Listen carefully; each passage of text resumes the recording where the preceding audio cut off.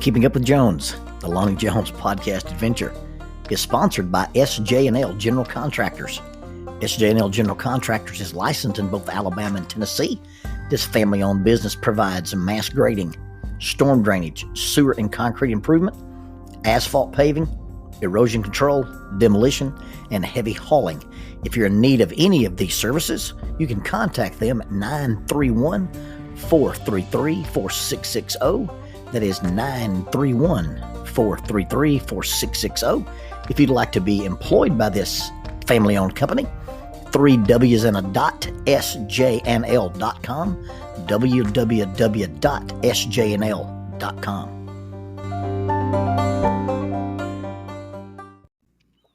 As a young married couple, when we decided to try to buy our first house, a lady from Memorial Parkway Church of Christ named Margie Smith sat down with us. And she said, if you guys are able to buy a house, if you're blessed with the fact that you could be homeowners, you need to understand that that's one of the greatest gifts you'll ever be able to have. It's one of the greatest blessings God will give you. And you should use it. You should use it to entertain. You should use it to entertain strangers. You should use it to house people. You should use it to let people come and stay in town if they have family that's in the hospital. You should open your doors to people and use that blessing as a tool for God. It'll be one of the greatest tools you'll ever have. And we've tried to do that over the years. Children have been in and out of our home during the duration of my youth ministry, and the Sunday night devotionals at our house, and the Monday night Bible studies, and the Sunday afternoon volleyball games, and the climbing walls in the backyard, and the zip lines and the toys, and the things that we would do, just having people in our home and having people in our yard. One of my treasured memories is the second house that we bought, is Lonnie Beth coming home from college with her college friends. Now, Lonnie Beth was privileged to play volleyball in college, and oftentimes the people she would bring home from college would be some of her volleyball friends. We would take them to play volleyball. Volleyball is volleyball inside a racquetball court. And essentially, you've taken the middle out of the volleyball court. And if I'm on this side of the court and I hit the ball towards your side and it hits the back wall, that's out of bounds. If I'm going to spike the ball, I can spike it straight down, or I can hit it against a wall and it goes the wall floor. It can't hit two walls. So the angles, if you extrapolate those angles, anything that would be a valid shot in volleyball, you could probably extrapolate the angles out and it would be a valid shot in volleyball. And we played lots and lots and lots of volleyball. In fact, we had a group of teenage girls that we would rotate. One of the girls would keep all the children, and then we would play with two of the girls. And I believe that everybody we ever played volleyball with ended up being trained and ended up being able to go to college and play volleyball in college if they wanted to. When Lonnie Beth would bring her college friends home, we would take them to play volleyball. And let me just state for the record that Lonnie and Jackie Jones are undefeated. We are 2-0 against Division I volleyball girls in volleyball. Age and treachery will beat youth and skill every time. In addition to playing volleyball with the college girls, we'd take them to the ropes course. Lonnie Beth was always, Dad, you got to take my friends and take them on the swing. And I remember one particular beautiful weekend, the girls came in, and one of the girls, either a suite mate or a floor mate of Lonnie Beth, was this beautiful blonde-haired girl from Canada, and I don't even know her name. We called her Canada. Shocking, I know. And so when we announced that we were going to go out into the fall weather, she said, do we need a toque and a bunny hug? And I said, I'm not real sure what that is. And that's what they call hoodies. They don't call a hooded sweater a hoodie. They call it a bunny hug. And so, yes, I have a black, it's a black SWAT sweatshirt. I call it my tactical bunny hug. That weekend, we also did something interesting. Lonnie Beth said, Dad, let's play the Scribble Game. And the Scribble Game is this game that we invented. And I didn't invent it. I invented my version of it because I would go teach cartooning classes at little schools. And I'd go spend part of a day with the elementary kids and teach them some of the fundamentals of drawings. Well, one of the things that you get into when you're in a school and you've been drawing all day, or you've been drawing these things and doing these real elementary things, you'll eventually wrap up the class and you want to draw something a little more complicated, a little more sophisticated. And an idiot will say, hey, what do you guys want me to draw? Now, you'll get the typical draw a helicopter, draw a unicorn, draw a sea monster. But there's always this little fifth grade boy who knows better, but he'll go with the inappropriate, hey, draw, and it'd be like, hey, draw the pink Power Ranger. Well, I'm not going to draw the pink Power Ranger. Well, you can't. Well, actually, I can. I've studied her quite well when my daughter was obsessed with the Power Rangers. Well, but I'm not going to draw her. Well, you can't. Yes, I can. No, you can't. Yes, I can. No, you can't. Yes, I can. Your mom, and it degrades very fast. So to avoid this kind of stuff, I started playing this game called the Scribble Game. And you get a student to come forward and they take a marker and they scribble on the board. Now, there's some rules about how many times you can stop and your lines can't cross each other. But once you get to just a real fast little scribble done, the student sits down and you ask the class, what do you see? What have they started for us already on the board? Now, this person goes to the board without an agenda. They're just scribbling. And we're taking these lines that they put on the wall and we're turning them into something else. We're making it a recognizable image and we're making it something that makes sense. That's the Scribble Game. Well, Lonnie Beth has these college girls out here and we've got sidewalk chalk and she wants them to scribble in my driveway and me make drawings out of them. And a cherished memory of mine is seeing these college girls get up on a step ladder and take pictures with their iPhones of the things that we had drawn together in the driveway. And Canada's an accomplished artist. I've got a pencil drawing that she did of Lonnie Beth passing a volleyball that looks photographic. But she took a picture of the scribbles that we did in my driveway years before. In playing the Scribble Game, we were at the Macaroni Grill. And at the Macaroni Grill, you can draw on their tablecloths. And we were in Nashville, Tennessee with some friends.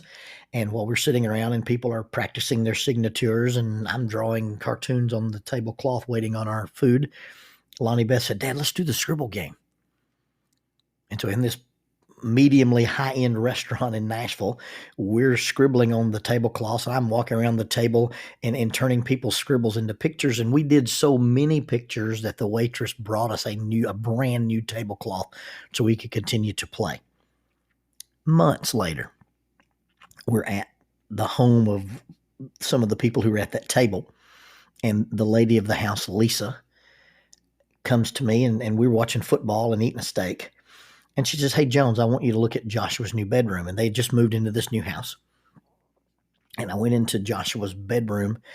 And I always get the details of the story wrong, but their next door neighbor had some kind of little crisis.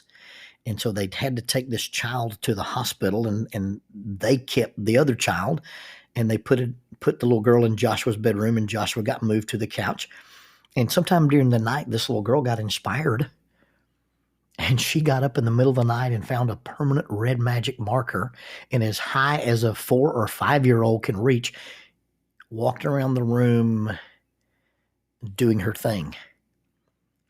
And it was a mess. And I walk in the room and I'm overwhelmed at the mess. And Lisa Corder says, well, how'd you like to play the Scribble Game in Joshua's bedroom? And I'm like, you want me to draw on your walls in permanent marker? She's like, yeah. The worst case scenario is we paint the wall. But if you do a good job and we have some things that we like, we can keep them. And then we got, Lonnie Jones' original artwork. She said, at some point you'll publish something and we'll have some of your artwork. And so they give me this box of markers and they leave me alone in this room. And I get to walk around and discover what's on the wall. There's this perfect letter S, almost backwards perfect letter S. And I turned it into the head and neck of a brachiosaurus and put the jungle vines and the tops of trees beneath it and an erupting volcano in the background. There were just some hash marks on the wall that made the perfect arms or forearms of a chimpanzee, kind of a chimpanzee / Dr. Seuss character.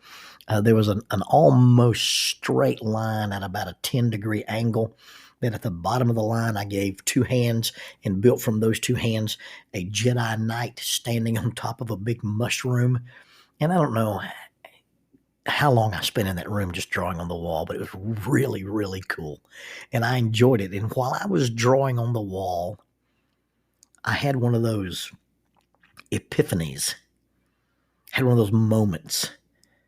And I would attribute it maybe to the spirit of discernment. My wife says it was marker fumes, but sometimes she has to bring me back into reality. But as I'm drawing on this wall, I can't get this Bible verse out of my mind. Romans 8:28, we know that all things work together for good of them that love the Lord and are called according to his purpose. And that verse has been misused. And I think some very bad theology has been applied to it. Because things happen that are tragic. Things happen that are bad, and people attribute them to acts of God. Well, God had a purpose. Well, God knows what we needed. Well, it may be that we can't understand this, but God may have been saving you from, and we attribute things to God that number one, go against his character. And then our theology makes God into this arbitrary chess master that moves pieces around on the board. And I don't believe that. I don't believe that's what Romans 8 teaches. And I don't believe that's the nature of God. I think what Romans 8 teaches is the Scribble Game. You see, I've got this wall. And sometimes I'm just careless with the things that I have in my hand near the wall. And I make a mark, I make a mess on my wall. Sometimes I make a mess on the wall because I'm rebellious, and sometimes I make a mess on the wall because I'm stupid. But I'm standing here staring at this mess on my wall. Sometimes there are marks on my wall because evil has an intersection with my life. And a malevolent force or malevolent person comes in and marks on my wall. Either evil or sin causes a mark on my wall. And sometimes I get a mark on my wall simply because walls are vulnerable to being marked on. Life's a contact sport. And walls get marks on them. People have heart attacks. People have aneurysms. People die of cancer. Cars crash. Boats sink. Planes don't land properly. Diseases ravage the human body, and that's not something God does to us. It's things that happen because we live in a world that is corrupted by sin and controlled by physics, and our walls are vulnerable to being marked on. And what I think the import of understanding about God is that we stand here and we look at this mess on our wall. And it's a mess that I caused because of my rebellion or my stupidity or my carelessness. It's a mess that's on my wall because I've had an intersection with evil, or it's a mess on my wall simply because I have a wall that's vulnerable to being marked on. And then God asks for the marker. And if we hold tightly to the marker and we refuse to relinquish control, we end up living our lives trying to make sense out of a mess that we can't make sense out of. And in order to make it make sense, we're going to blame it on God and give him credit for things that really go against his character. God doesn't give children cancer. God doesn't kill babies in the womb. God doesn't run planes into buildings. God doesn't kill soldiers. God doesn't take the lives of police officers. God doesn't cause husbands to cheat on wives or wives to cheat on husbands, and God doesn't make little children get abused. All those things are done by people's rebellion, intersections with evil. But what God does is he asks for our marker. And if we will ever relinquish control of the marker, then God takes those things that he did not design and makes a design out of it that pleases him. It becomes useful for us. It becomes in our best interest. And some things aren't always positive, and things aren't always good, and things aren't always purposeful, but things are often useful. And you see, when I play the Scribble Game, I'm just a cartoonist. But when God plays the Scribble Game, God's an artist. God's a world maker, a sunset painter, the panoply of colors in the fall, snowscapes and rainbows in the aurora borealis, seascapes, the starry sky at night. See, God's a real artist. And so when God decides to apply his art, the art of making sense out of the senseless, when God decides to do that, that's when we see not just the majesty of God, but we see the sovereignty of God. And God says, if you'll let me have that marker, I'll take that thing that doesn't make sense, and you're trying to make it make sense, and you can't. And the best you'll come up with is give some attribution about me that's not accurate. But if you'll give me control of your marker, I'll make a painting that you will be breathless when you behold it.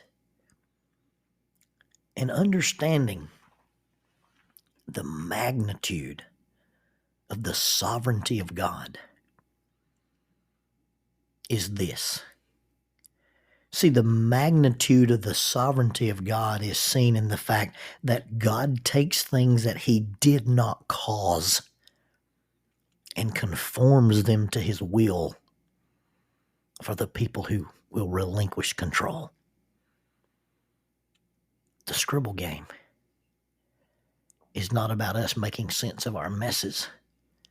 The Scribble Game is not about us saying that God made this mess because he was pre-drawing something.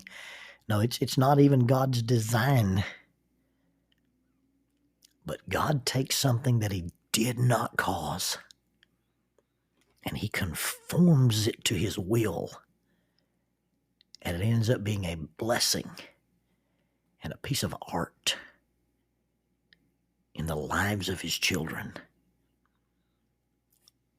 The magnitude of the sovereignty of God is understood when we realize that God can take things he did not cause and conform them to his will.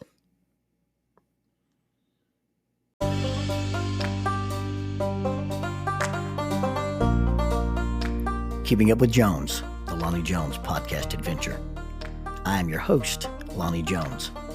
My wife Jackie and I moved to the city of Huntsville in 1986 for me to be a youth and family minister. I have been a minister since 1980. I have served in this community as a police chaplain assigned to a SWAT team since 1992, and I've been in private practice as a licensed professional counselor since 1998.